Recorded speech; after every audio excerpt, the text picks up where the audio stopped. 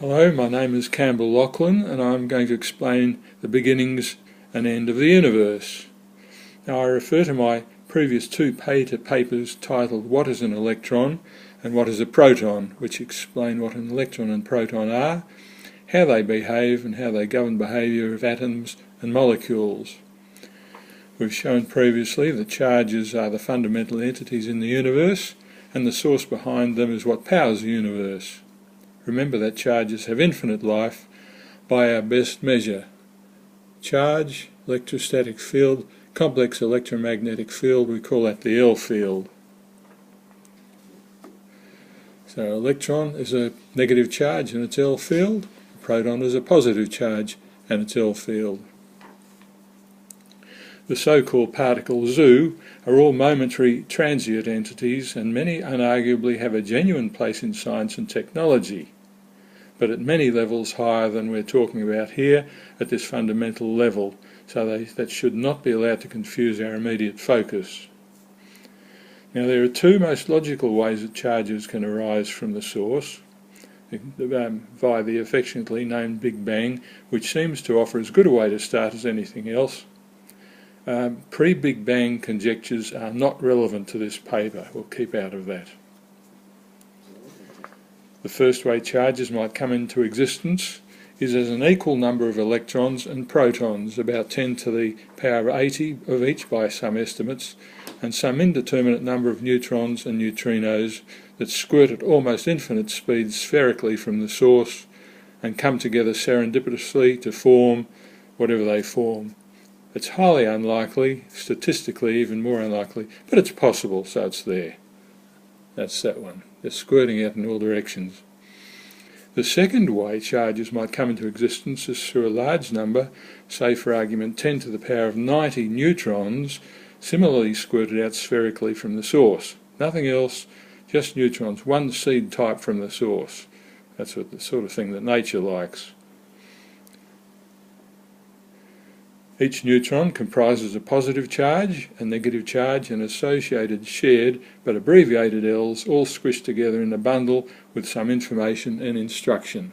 So I've got a proton, an electron, some instruction, and we've got the neutrons surrounding it. These neutrons are instructed to attract each other and immediately start mating together to form di- or polyneutrons.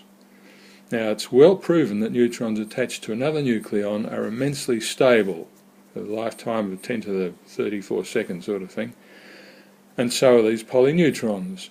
Bonding within the polyneutrons is from shared L's, the resulting excess L being emitted in a cascade of photons.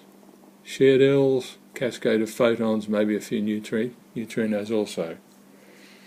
A few, about 4.6% of these neutrons, invert per accompanying instructions that they are born with before they can mate together as polyneutrons, and perhaps helped by the abundance of photons then existing, and they into a separate electron and proton in a semi-stable formation known as hydrogen. Neutron, electron, proton, which forms hydrogen, and then from that, of course, we get the rest of the universe. So this is what initiated the visible universe, more or less as we now know it to be. They emit photons and neutrinos in the process, and again my abbreviations, photons, neutrinos, in abundance.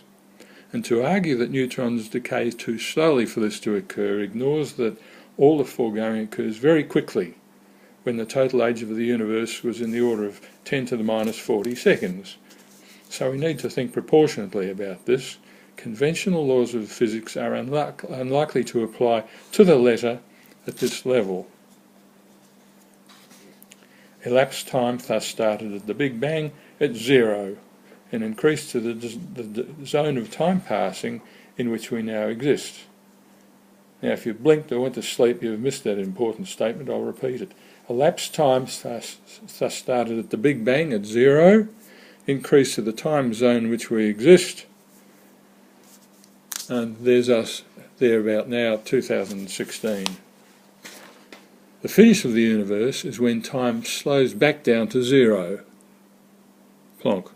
Not a point in space, but a space in time. And I repeat, The finish of the universe is when time slows back down to zero. At the end of time, as I defined it here, elapsed time is reduced to zero and any entity will be apparently moving at infinity times the speed of light.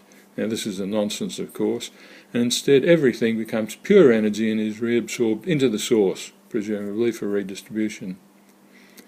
We have proof that time slows back to zero because of the so-called accelerating expansion of the universe. This is a nebulous notion which makes no sense, but there is some evidence surrounding it which can't be ignored.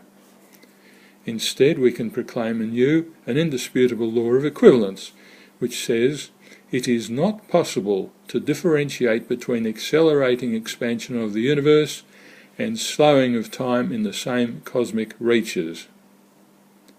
What we're saying is that there is no accelerating expansion of the universe. It doesn't make sense, and the alternative that we've shown here does make sense.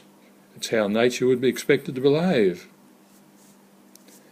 Black holes seem to be merely local trash sites, garbage disposal units if you like, to tidy up dross where nature deems it necessary. They are portals to the source and provide the service of galactic stability control and trash removal. They're very necessary, but a support role only.